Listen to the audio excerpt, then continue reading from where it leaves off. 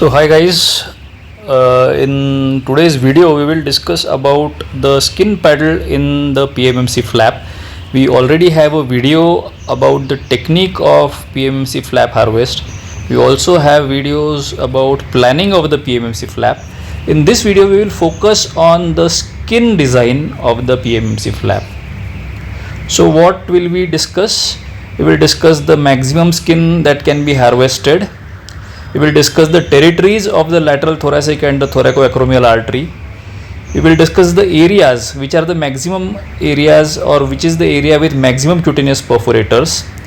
We will discuss ideal position of the skin paddle, how to design a bipedal flap, what is a Gemini flap, why are complication rates in case of PMMC flap higher in females as compared to males, and more importantly we will also lateral thoracic artery. And we have the second skin island which is based on the pectoral branch of the thoracoacromial. It is important to note that only some amount of NAC will be disfigured, malpositioned, but I think considering the reconstructive procedure for which the flap is being done, it is a much